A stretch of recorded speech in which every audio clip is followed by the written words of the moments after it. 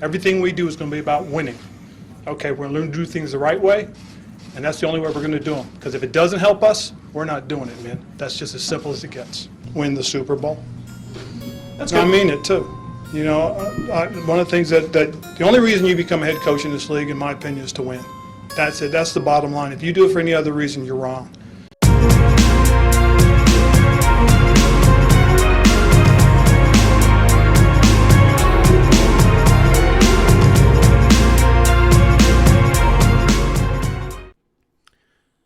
Hey football fans, welcome to the Washington Command Center.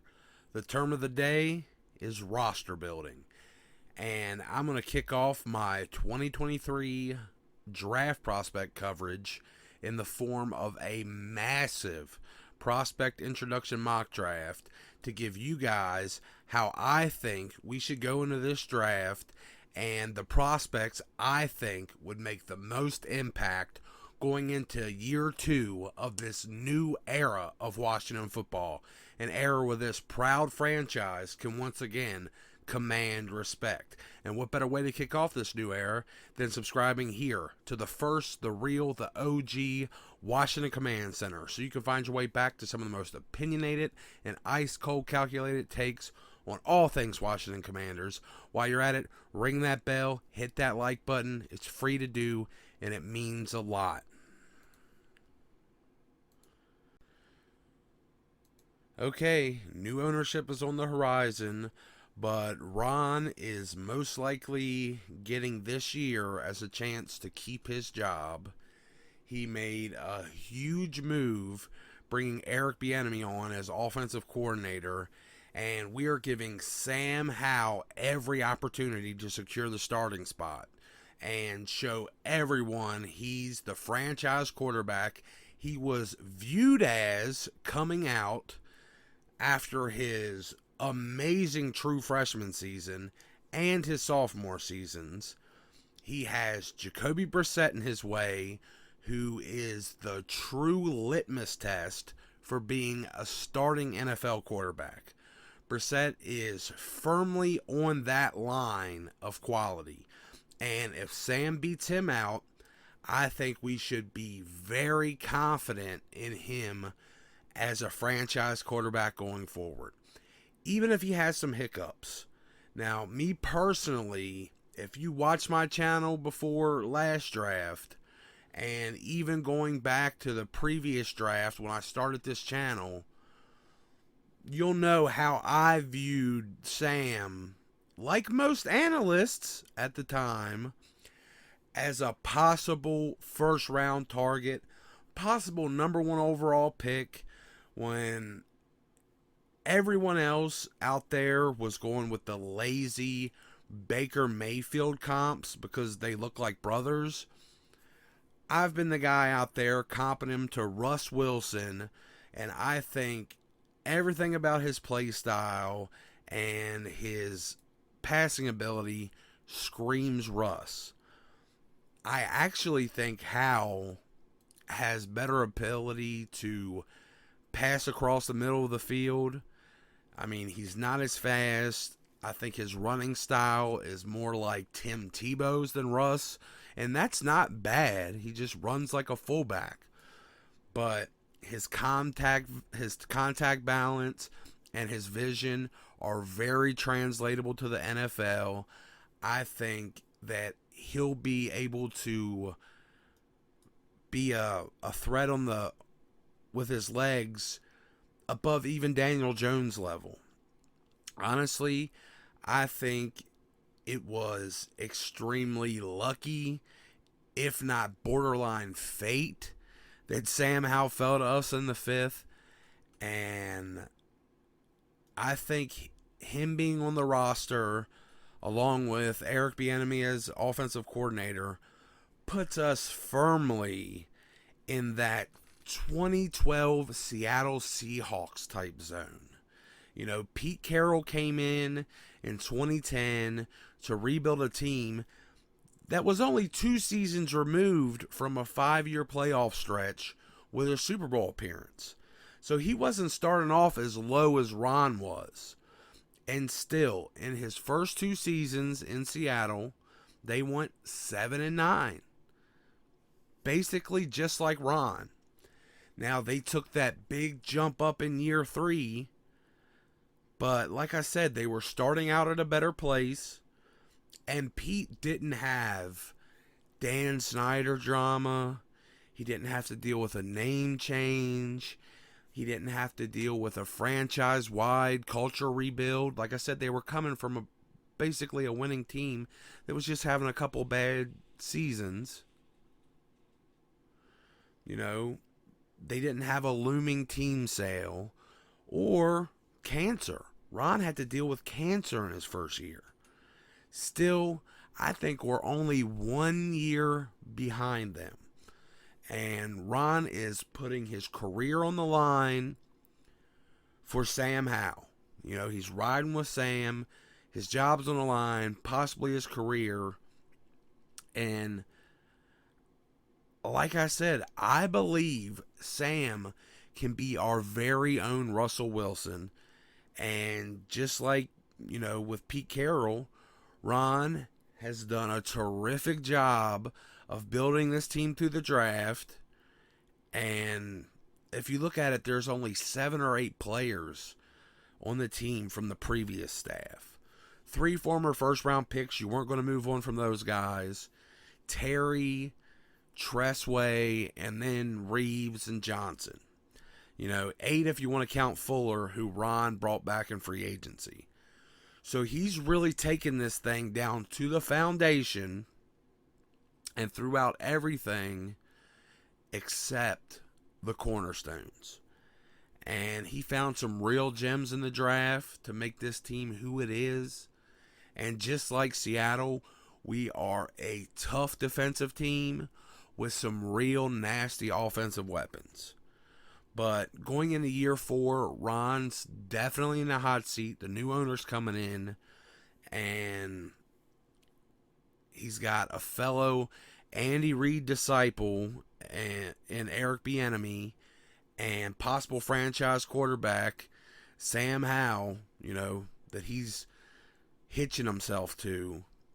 So this draft is incredibly important. He didn't have the chance to spend money, regardless of what he said. He didn't have a chance to spend money, so this draft is incredibly important. So I'm going to attack a mock exactly how I think Ron should in real life. Now, this is not a predictive mock in any way, and it's not even super realistic, even though I think adding 4 picks from trade backs that would bring us up to 12 isn't ridiculous. It's not ridiculous. Adding 4 more picks is not ridiculous. This is more like a prospect dump for me, just putting out some of my favorite prospects and the ones I think that could boost this team the most. Keeping in mind, I'm using a simulator, you know, and sometimes things get weird, but also keep in mind, good players fall in the draft all the time, and I've been able to draft most of these guys in similar ranges pretty consistently on several different simulators. So, you know, some of these names might shock you, but I've also compiled a list of their projected ranges that I'm going to talk about at the end to show you that getting these players at these spots is not that outlandish. But fingers crossed for, you know, something like this to happen on draft day. And I think if Ron's willing to involve future draft picks along with the trade backs, moving around the board the way I did should be easy. And in my opinion, well worth it. So first off, we got to hope somebody good falls to us. You know, I know a lot of you wanted Olave last year, but think about how great trading back for Jahan, you know, while picking up B-Rob, Sam, and Cole Turner was. So, in this mock, starting out here, I actually get 2 short trade backs along with packaging next year's day 2 picks to end up with some extra second round picks this year and other ammo, while only moving back to 24, where I think we take the last true blue chipper on the board who's only got a chance of being there because his position is massively underrated. And that guy is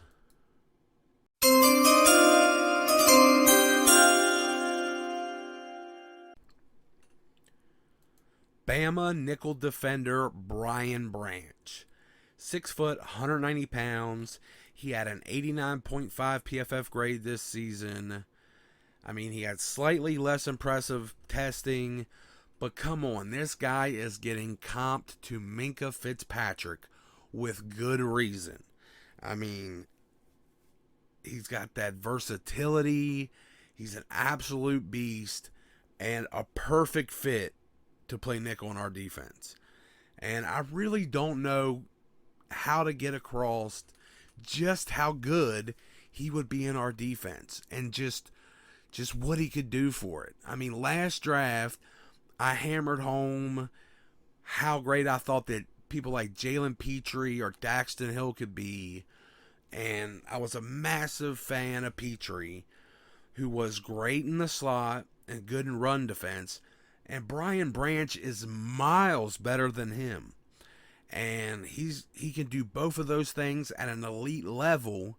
And he covers up the one weakness that Petrie had by being the most secure tackler in the whole class. He only missed 4 tackles his entire college career.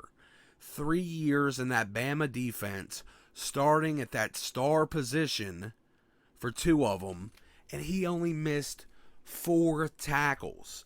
That's a lot of run defensive responsibility and a lot of slot coverage. Only missed 4 tackles. His level of talent is far rarer in a position that's far harder to find and far more important to our defense than any outside cornerback could be in this class. And he's a legit, true blue chip player. I don't know how many cornerbacks in this class you can say that about. Devin Witherspoon, I was a Devin Witherspoon guy 6 months before anybody else is. He's a great player. I don't know if he's that blue chip. I'm sure he's not that blue chip Sauce Gardner type guy. Christian Gonzalez, I don't think he is either. But Brian Branch is a blue chip at his position. And the only reason we'll be able to get him at this range is because his position is undervalued. But it's exactly what Ron Rivera needs to make that transition to truly playing nickel as the base. We played 65% or so last year. This can put us up to the legit Buffalo Bills level of being able to play it 97% of the time. And I just don't know how else to explain it. This guy is perfect for the team. So he's our first pick. You know, now or in real life, I'd recommend that. Hopefully after our trade back. But if we can't get a trade back and we're forced to stay put, we take that guy anyway. So after watching, the board go, I think we should move some futures and some of that draft capital, we got from trade backs to pop back up either late into the first, or in this case, the first pick of the second round here, trading back up with the Steelers for what I think is one of only 4 legit franchise potential left tackles in the class.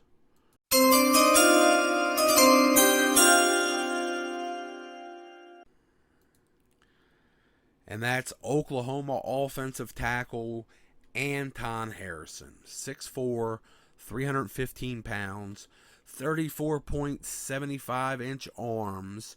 He had a 72.5 PFF grade. Looks a lot like Trent Williams out there in that Oklahoma uniform with number 71 across it, especially with his agility and the movement he has. He just doesn't have the freaky power, but he can build on that. He gets to an NFL weight room, he's going to put on some power to go with the already elite level movement he has. I see him like somewhere between at this current moment, a Dwayne Brown or Deion Dawkins, except quicker and smoother. And those guys are all Pro Bowl talents. Now, he's got that quickness, smoothness, he's got length that let him be a real, legit, elite pass protector.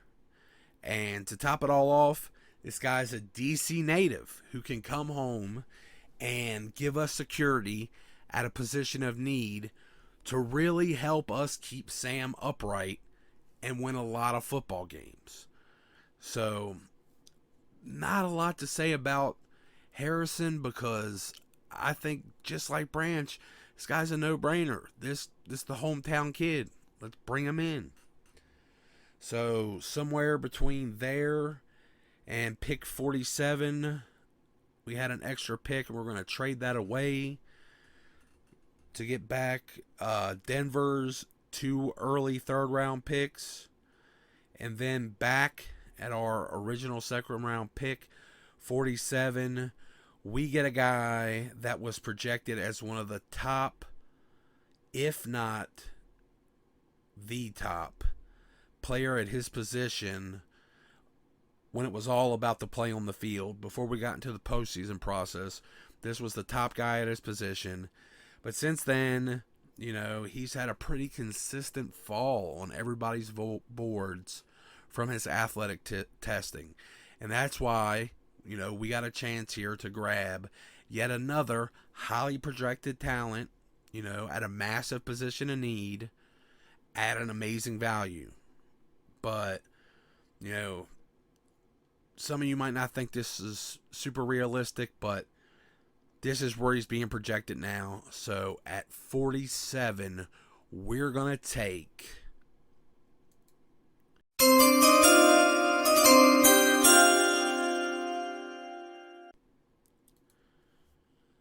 Gator offensive guard Osiris Torrance. 6'5", 330 pounds. He's got offensive tackle length with his 33.87-inch arms. He graded at an 88 flat PFF grade. Another absolute no-brainer. His testing has brought up doubts, but this is a big, beefy, powerful young man we could plug right in next to our last pick, Anton Harrison, to massively secure Sam Howell's blind side and give him all the time in the world to process the field and get the ball to the best spot. I mean, Torrance's size and his power let him move people off the line just as easy as walking forward to him. And I really don't think I have to defend this pick much. I mean, this guy was projected at one time as the top offensive guard in the class. Some people still have him as a first rounder. But, he's fallen back on most boards now to about this spot, to about pick 47 at our pick, which would be perfect. But after that, we still have one second round pick left that we got from the Chargers and one of the trade backs. And I know everybody is probably pounding the table for cornerback, but cornerback's still looking pretty deep on the board, in my opinion, for the guys I like. And there's another prospect here that was getting mocked late into the first, around that Senior Bowl time, because of his performance there. Now he's cooled off a lot lately and kind of reverted back to his pre-off-season, level. And now he's being projected, mid to late second, early third. But I'm not risking it. I'm taking him here. And I think he offers the kind of position flex that Ron would just backflip for. Here at 54, I'm going to take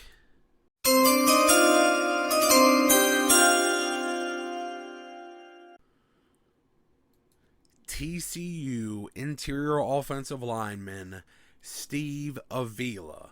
6'3", 332 pounds, another massive guy. He's got 32-inch arms. He had a 71 flat PFF grade. Again, another big, beefy, powerful interior offensive lineman. But this guy has legit position flex, between guard and center, where I think he had better tape at center last year than even this year's tape that's projected him into the second round. Now, he's got solid athleticism, but his power is his deal, and it lets him be a force in pass pro with his top-tier anchor, and in the run game, strictly from his ability to just move grown men out of the way. Whether it's locking down a rare example at center by taking this guy, or securing a guard to let Cosme kick back out to stay outside. Either way, I think this guy's a great pick, and if he's sitting there, there's no way we should pass him up. This draft is making those unimpressive free agent signings of Wiley and Gates very expendable. And we could be so much better by adding these guys. I mean, Harrison, Torrance, and Avila, we add those guys to this offensive line, and we have amazing security for the future. Like I said, this guy can be something completely rare at the center position with his size and his ability. I mean, there aren't many 330-plus pound centers in the league, especially with his power. But adding him to that massive Torrance and then someone as fleet-footed as Harrison, just amazing. And, like I said, it's all within the realm of possibility if Ron will come off of futures and trade back. Now, moving back to those early third-round picks that, Denver traded up to us, traded them away, and the first pick we're going to get here is the biggest steal of the draft according to the projection board. And back at 67,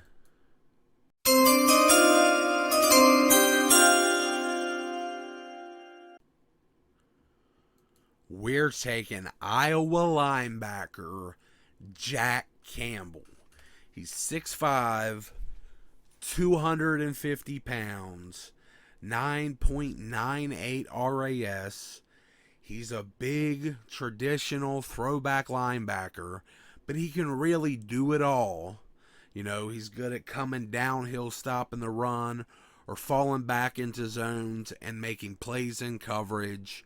He's gotten some comps to Leighton Vander Esch because of, his RAS score, his physical profile, and his play style, being able to drop back and snag balls out of the air. But it's also got to be noted that he has the exact same relative athletic score as Luke Kuechly.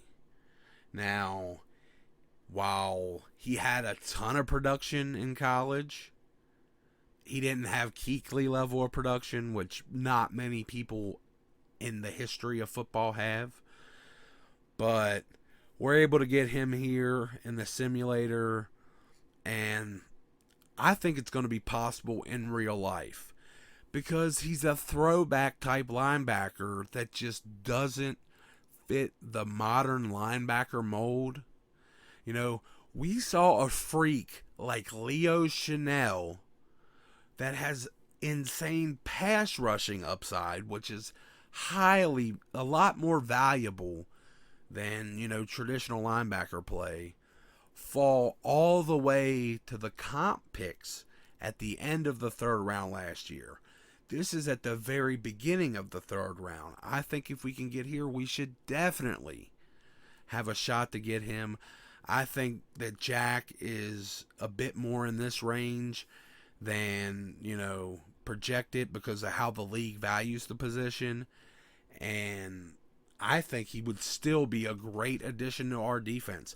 I've got him as probably the second best linebacker in this class. It's not a good linebacker class, but I have him as second because of Trenton Simpson's upside.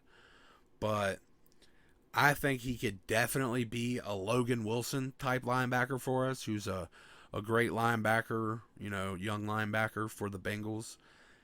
And at his absolute worst, I think he would be a cheap rookie contract guy that could step in to David Mayo's role in run support and give us a hell of a lot more upside.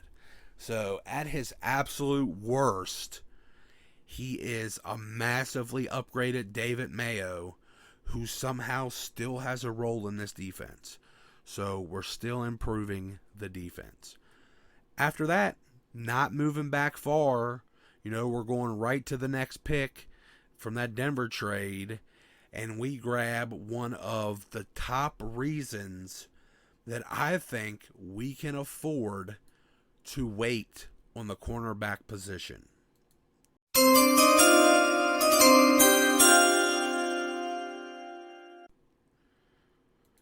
At 68, Kansas State cornerback Julius Brantz. He's 6'3", 198 pounds, massive 34-inch long arms to make plays on the ball.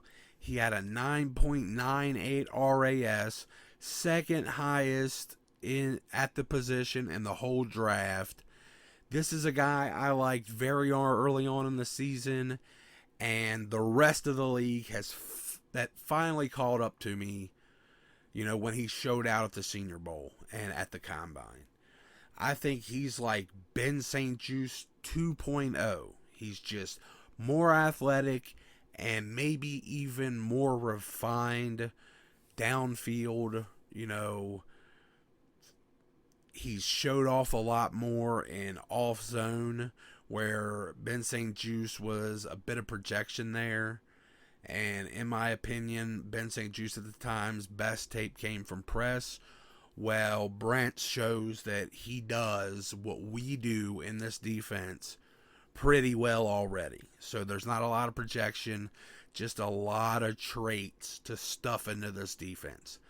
And those traits are the rare type that would really help us out against the CD Lambs and the AJ Browns in our division. I think Brentz is a perfect pick. With him and Ben St. Juste, we got these towers of terror at the cornerback position to shut down just about anybody. Just mugging cornerbacks. So, I think he could be the next mid-round great Ron Rivera cornerback. After that, there's another slide, depending on whose board you're looking at. So I'm going to trade our pick 97 up, which, not too far. We're just moving from 97 to 73. Only cost us a future fifth here. And it looks like, Steve Avila might be staying at offensive guard instead of moving back to center, because we got a center that slid a little bit here. And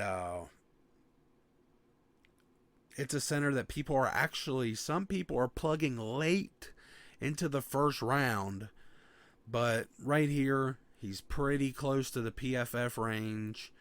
And the consensus has him way later, but I still think it would be a steal to get him here, and it would really lock down the whole offensive line. So at 73,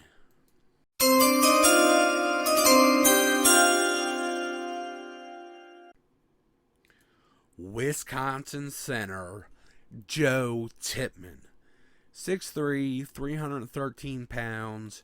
He had a 78.7 PFF grade. All his stock is kind of based off his mobility and athleticism, even though he hasn't tested yet. But it's all on tape, how easy he moves around the field, how well he climbs to the next level. He's got a bit of work to do with his technique, but he has the size, athleticism, and strength to anchor very well naturally. But once he smooths out that technique, he's going to be even better than he already is. And his athleticism just gives him so much potential at the position. It's going to let him play offensive guard as well if we need him to.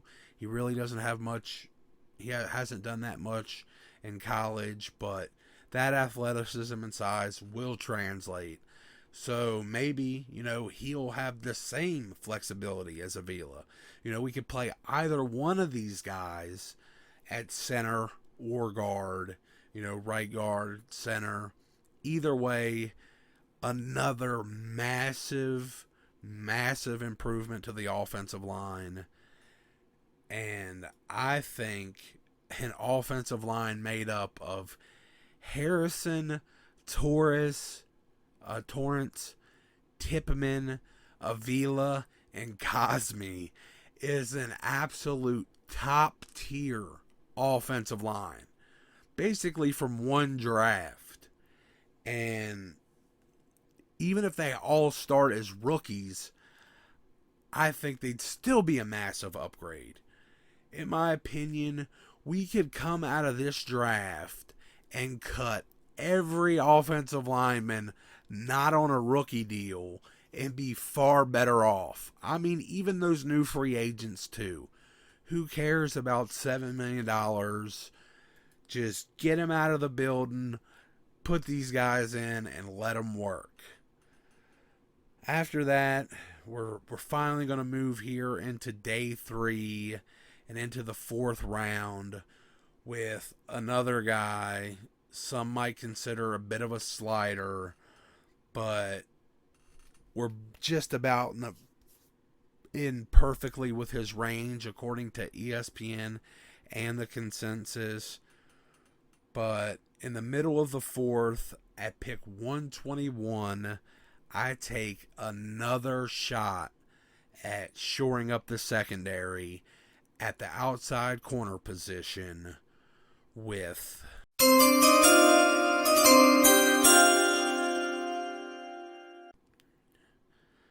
South Carolina's cornerback 2, Darius Rush. He's 6'2", 189 pounds. He had a 9.8 RAS. He had a 77.9 PFF grade. The dude's got 33.5-inch arms. You know, he's a 23-year-old true senior that was recruited as a wide receiver and transitioned to cornerback when he got to South Carolina. But he's only had 2 years as a starter, and he hasn't had any real elite splashes, but he's definitely consistently improved. So, you know, not having the splashes has kept his stock lower, which gives us a chance to pluck this super traitsy cornerback in round 4. And then you got to feel confident with his continual improvement, his surprising physicality, you know, for a guy that was a former wide receiver that hasn't spent a lot of time at the positions. I mean, he's got those nearly 34-inch arms. And on top of all that, he's got legit Terry McLaurin level 4.3 speed. And all these things could come together to make him a star. You know, the ability to explode downhill, you know, breaking up or picking off passes. He's played very well in off-zone coverage, which, you know, that's what we do. Which it would also give him a better chance in our scheme to tap into those wide receiver skills to maybe make some of those pass breakoffs, you know, interceptions instead, and really improve his playmaking at the NFL level. I think our defense makes life really easy on cornerbacks, and plugging a guy in with these traits, with traits like this, it could really put us over the top. So Brantz and this guy in our secondary, it would be crazy. You know, after him, again, we're only moving back a few spots here to 127 after some trade backs. And we finally add a potential offensive playmaker. You know, a player I think could either give us the size we are missing at wide receiver, especially since Sims left, or someone I think could very easily transition to the tight end position and give us something truly unique and truly elite from a trait standpoint at that position. So back at 127, we're going to take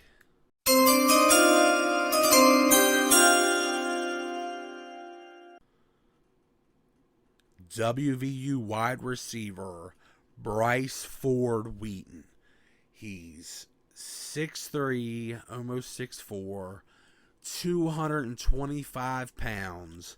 He's got 33.5-inch arms, legit 4.3 speed, a 41-inch vertical. This guy's closest relative athletic score comp at the wide receiver position is freaking Megatron. Now, he doesn't have that kind of production. He's got some good production, but not quite that level. But athletically, physical profile wise, that's the closest there's been to him in college football. Athletically, was Megatron. And if you wanted to convert him into a pass catching tight end, measurable wise, he's a little lighter but a whole lot faster George Kittle from a measurement standpoint. Now, he has slightly longer arms, he has bigger hands and a bigger vert, but athletically he matches up just as well to George Kittle as he does to Megatron. He's just as fast as Megatron, way faster than Kittle. So, the dude's a jump ball machine. I think he really has a chance.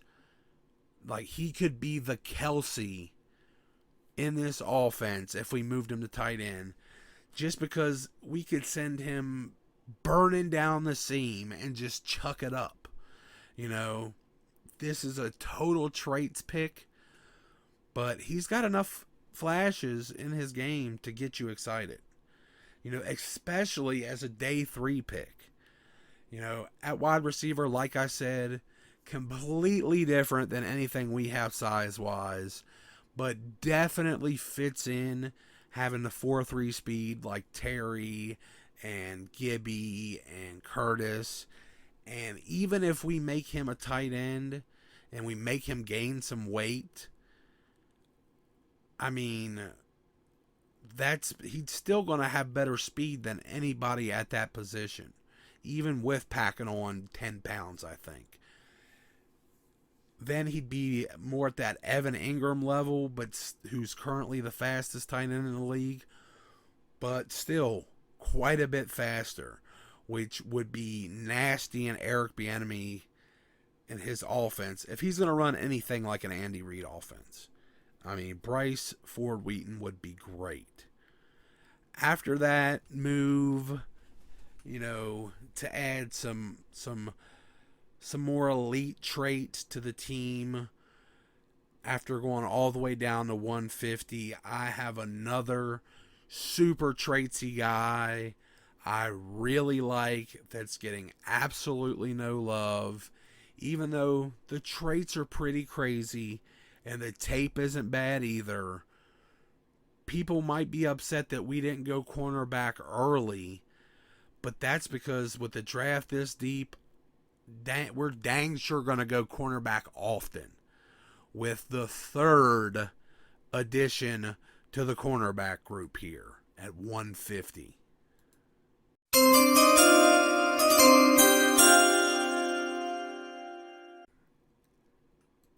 Purdue cornerback Corey Trice Jr. 6'4", 206 pounds. He's got 32.5-inch arms. He had a 9.66 RAS. He had a 74.4 PFF grade. Pretty close athletically to Tariq Woolen. I mean, he's slightly shorter and a little slower, but still plenty big and plenty fast. And this guy is way more polished than Tariq Woolen was. Now, he's a fifth-year senior that converted from safety to cornerback his junior season. So he has that kind of versatility. He has a bit of an injury history with a bad knee injury in his junior season, along with only being a 2-year starter out of those years. 1 year as a safety as a redshirt freshman, and his senior year at cornerback, which that's probably dropped his stock quite a bit. But he had a great bounce back this year as a senior and was impressively productive. He had 10 pass defenses, 2 interceptions. One of them was a pick six. He had 2 tackles for loss and 34 tackles altogether. As a redshirt freshman at safety, he allowed only a 61.6 passer rating when targeted. And as a senior at cornerback, he allowed an impressive 51.3 QBR when targeted. He's physical and willing in the run game and at the catch point to break up passes. Like I said, his draft stock might be pretty low from his injuries, but that just, lets us get a player with huge potential way into day 3. This is a guy that has plus speed, especially when combined with his size and length. Usually when a guy is 6'2" or taller, anything in the 4.5s is great. At nearly 6'4", he's got 4.7 speed, which is amazing. And he's already a very savvy player in off-zone coverage. And if by some chance the first swing at cornerback fails, the second swing at quarterback fails, we got a third shot here with a guy that just might be the Richard Sherman in what I think could be the Legion of Boom 2.0 here in Washington. After that, now we're going to move back to pick 154 to get a piece to round out that running back group. With J.D. McKissick retiring, Gibby has molded himself into being the perfect third down back to take over for him, grading as the third best receiving back in the NFL according to PFF this year, and massively improving himself in pass protection. Hell, he graded higher than our offensive line in pass protection for a decent part of the season. But with him moving, to third down back, where I think he can make the biggest impact in this Eric Bieniemy offense, possibly filling in that Jerick McKinnon role. We need a guy to share some of the load with Brian Robinson so we can keep the run game going late in games when we're holding on to all those leads we're going to have with Sam Howell at quarterback with this Eric Bieniemy offense. So there's a lot of great backs in this draft. There's a lot of great backs that are going to be available in day 3 in this draft. But in my opinion, the perfect guy for what we need is a low mileage guy, a do-it-all guy with a bit of power. A guy that can kind of fill in for Brian Robinson, to spell him out, do the same kind of thing between the tackles. And we need a guy with the type of ball security that Brian Robinson has, the type that Ron Rivera falls in love with. And ESPN sees this guy, the guy that fits all this so well, more as like a 7th rounder or later kind of guy. While he'd be considered a little bit of a steal here by most other places, but at 154, I'd jump for joy if we land it.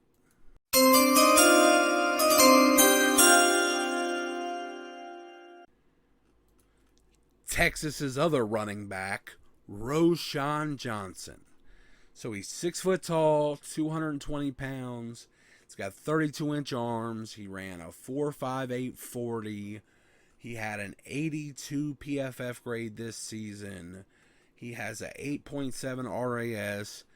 This guy was a former 4-star quarterback recruit that converted to running back and has had only one career fumble in his 4 years as Bijan Robinson's sidekick.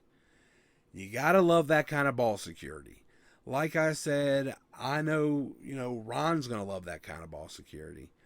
And as a backup, he saw enough action to show off his talent without taking any tread off the tires.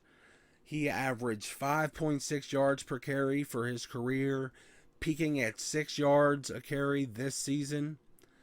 And even in his role as running back 2, he racked up 23 rushing touchdowns and 3 receiving touchdowns, showing that he's got a nose for the end zone.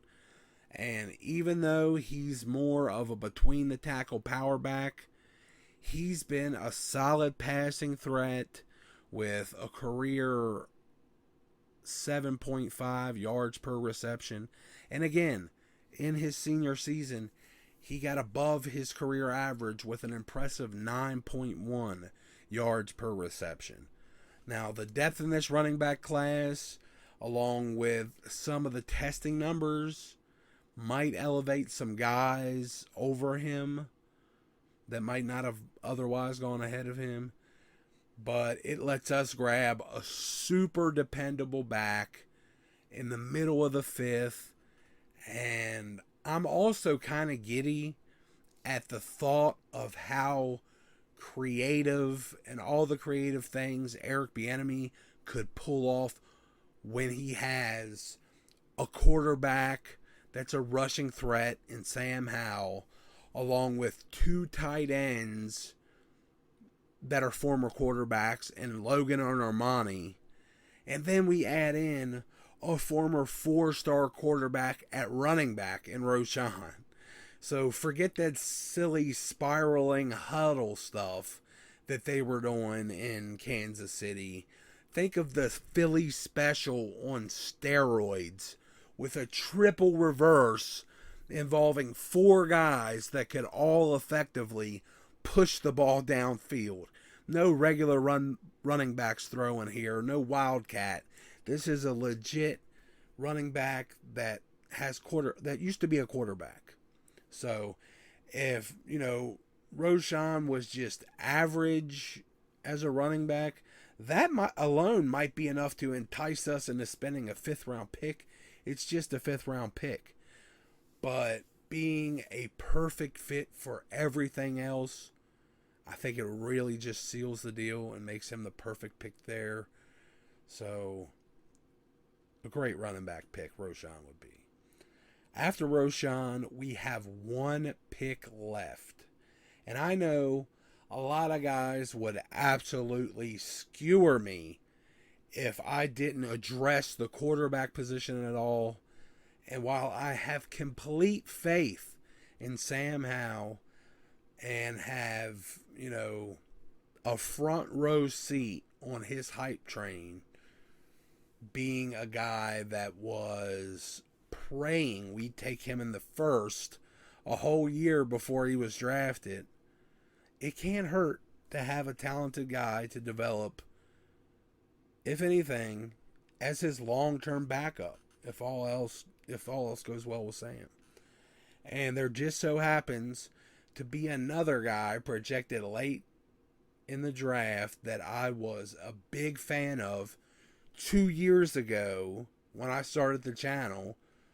A guy I thought could be a great backup plan if we missed out on taking Howell, Grayson McCall, or Hendon Hooker earlier in the draft, when I thought that they would all come out last year with Sam.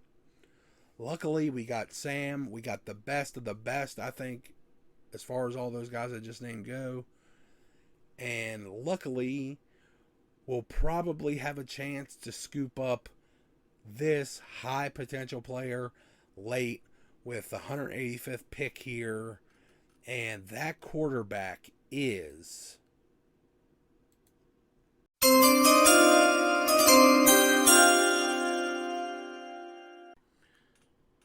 UCLA's Dorian Thompson Robinson. 6'2", 205 pounds. He had a 74.8 PFF grade, along with impressive testing, a 7.66 RAS, and the testing just doesn't do justice to the rare athleticism that DTR displays on the field. His 10-yard split was record tying at the position, and it gives a glimpse at the crazy acceleration he has. But this dude is slicker than snot inside and outside of the pocket, and he has the ability to make defenders look like absolute fools. I think, he averaged 2 linebacker hurdles a season every year he played. Like, you can find footage from each season he played of him jumping over whole ass people. Not to mention all the ankle breaking, pressure avoiding, play extending, all that stuff he did, all while being the rare college quarterback to make full field reads and hold it down, going no huddle in a Chip Kelly offense as a 5-year starting quarterback that has seen it all with tons of reps, tons of experience. Now, I thought the one and only real knock on him, outside of some instances of him holding onto the ball too long and some poor decision making at times, maybe coming from overconfidence. But honestly, a lot of that stuff can really be put onto the offense itself with, some legit head scratching moments coming from Chip Kelly. Like in that offense sometimes you just got to look at that and like, what was he supposed to do? But one legit question I had was about his arm strength. Like, he just didn't look like he could put the ball everywhere. Like, I thought, he put a lot of air under balls. I didn't think that he had the best arm. Then he came to the combine and spun that thing like Josh Allen, tying Allen's record-breaking 62-mile-an-hour throw. It just completely, like, blew my mind. Like, it completely made me rethink everything I thought about Dorian Thompson-Robinson. Like, what the hell? Like, I thought this guy had a questionable arm. Like, I really thought he could make all the throws, but I didn't think it was anything special. Then he comes out there and just is throwing fireballs. So, while I really don't think of him as like a franchise quarterback, still very, very impressive arm talent. And while I don't think that he could beat out Sam Howell for the job, I just think Sam Howell has the legit franchise quarterback traits. I think he's a guy that could come in and be the long-term backup with, potential to possibly develop into something more, or at very least be a guy that could come in from time to time and baffle the shit out of opposing defenses, and win us some games when Howell's out. And if, worst case, like, this guy could be like a massively upgraded Taylor Heineke, that a super duper backup kind of guy. So Dorian Thompson-Robinson would be the perfect last pick here in this draft. But that's it. That's 12 prospects. Some of the top guys I like for us at their projected ranges. There's a lot of other guys in this draft that I love and think could improve us. And I'll talk about them more between here and the draft. But this is kind of just the cream of the crop at specific ranges. The best guys, I think, for us in those areas. But let's take a real quick look, because you might think some of that stuff was outlandish, but it's a lot more realistic according to some draft boards than you might think. And getting 4 extra picks ain't nothing, Ending up with a lot of extra day 2 ammo really is not unheard of. I mean, Minnesota had like 5 third-round picks like 2 years ago, but it's not that crazy. So starting out with our first pick back at 24 was Brian Branch, elite nickel. That was, according to ESPN, that was 6 picks. We got him 6 picks before they had him on the board. We got him 16 picks after PFN had him. We got him 10 picks after PFF had him, and 4 picks after the consensus board. So pretty close to where he's projected to go. Anton Harrison, again, with ESPN, we got him 3 picks after where they had him, 12 picks after where PFN had him, 9 picks after where PFF had him, and 1 pick after the consensus. So between the consensus and ESPN, we could realistically get him there. Osiris Torrance, 11 picks after where they had him, 25 picks before PFN. So we got him, we retched for him according to PFN. 8 picks after PFF, 18 picks after the consensus. So depending on whose board's right, this is kind of the range he should be going in.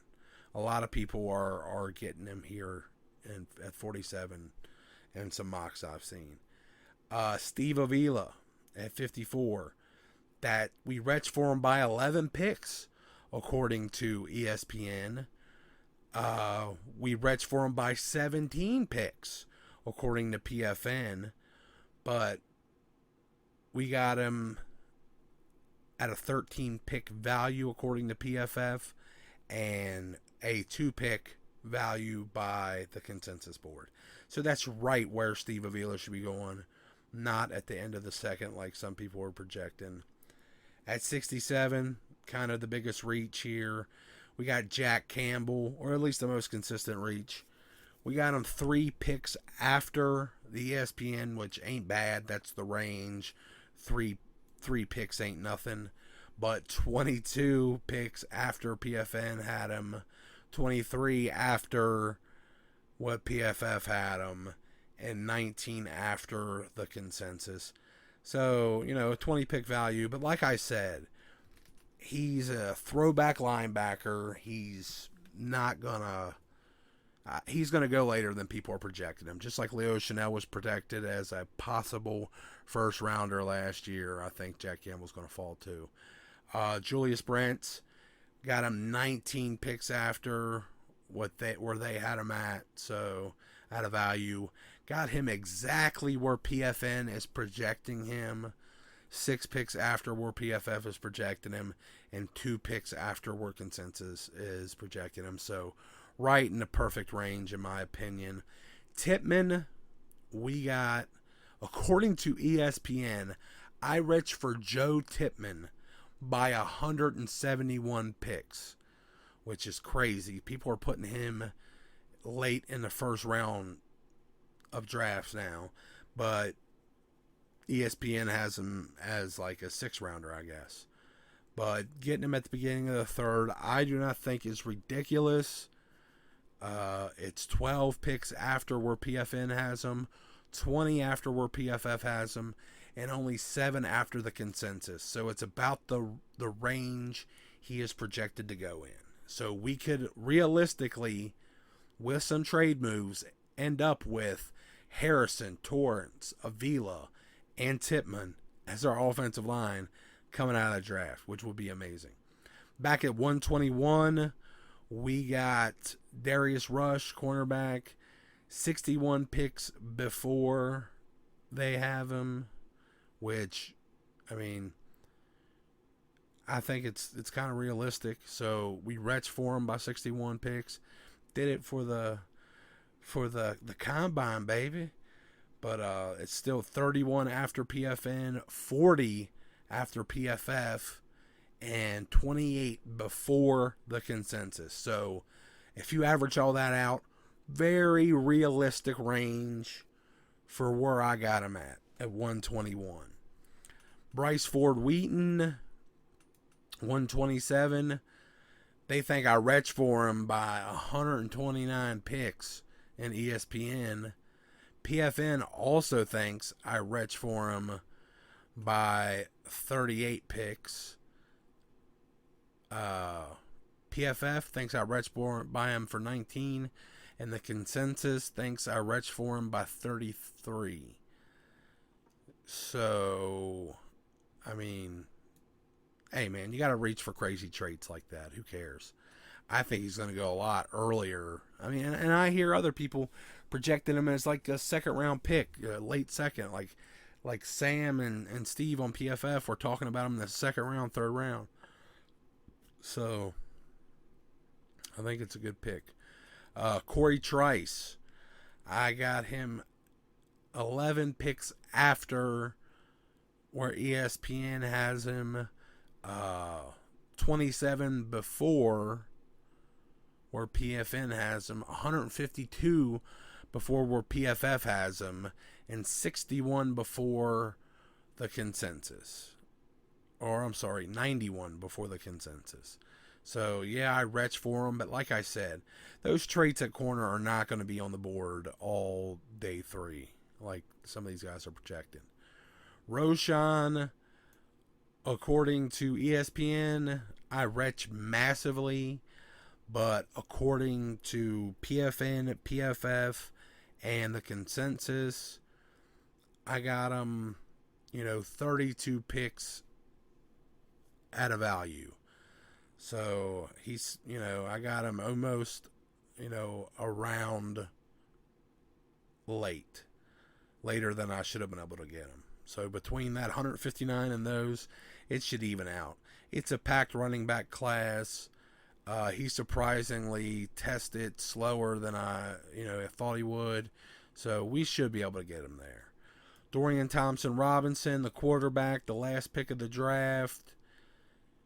60 before ESPN, 3 before PFN, 133 before PFF, and 2 before the consensus.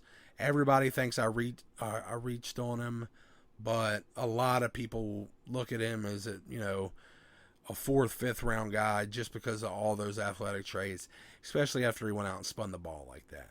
So this is kind of just to show that it's not unreasonable, the ranges I took these guys in, just kind of, putting it out there. But I think these are the type of prospects that could boost this team easily into the contender realm in this new era of Washington football, an era where this proud franchise can once again command respect. And as always, there's no better way to kick off this new era than subscribing here to the Washington Command Center so you can find your way back to some of the most opinionated and ice-cold calculated takes on all things Washington Commanders. Please remember to hit that like button, ring that bell. Sorry it has been so long between videos. I can't blame it on anything except mental health and a busy life. I'm sorry. It's a hobby. I wish I could do it more. But if you came back for this one, and if you stayed this long, I definitely love y'all.